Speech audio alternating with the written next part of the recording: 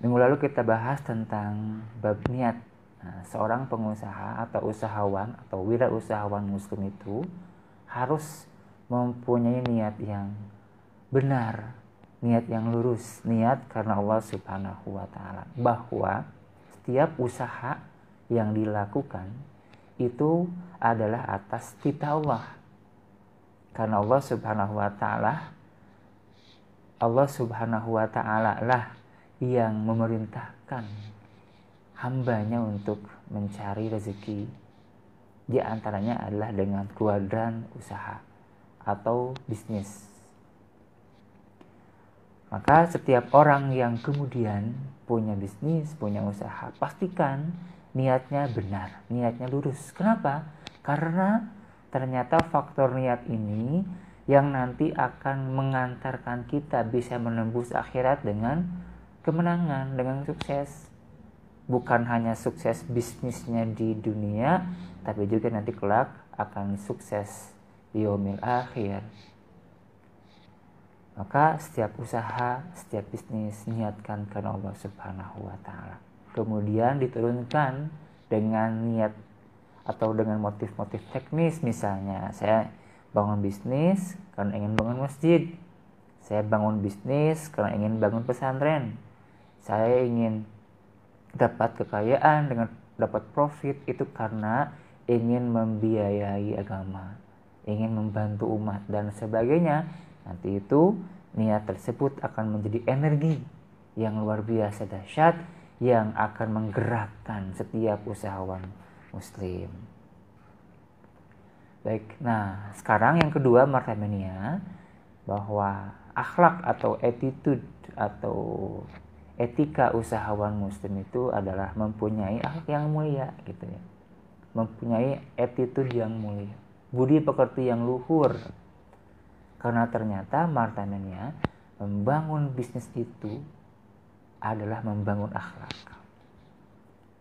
Banyak orang yang skill bisnisnya, skill usahanya kurang di awal-awal, tapi sudah punya attitude, punya akhlak, punya karakter yang mulia. Maka dengan akhlaknya tersebut mengantarkan dia pada posisi yang meningkat. Gitu. Orang itu lebih senang bermitra dengan mitra yang punya akhlakul karimah. Bukan hanya mempunyai aset besar, bukan hanya mempunyai skill usaha yang mapan, yang bagus, tetapi ingin bekerja sama dengan partner bisnis, partner usaha yang punya akhlakul karimah. Atau si owner pun demikian kan. Owner tersebut misalnya ingin punya karyawan yang berakhlakul karimah. Bukan hanya latar belakang pendidikan yang dipunyai, bukan hanya kemampuan skill yang dipunyai, tapi seorang owner ingin mempunyai karyawan yang berakhlakul karimah. Segala jenis usaha itu harus mempunyai akhlakul karimah. Disenangi loh maramiannya ya, disenangi. Nah, simpul akhlakul karimah ini Rasul pun sudah membahas ya dalam beberapa keterangan dalam beberapa hadis bahwa dalam berbisnis itu harus mempunyai akhlakul karimah. Misalnya ada sebuah hadis,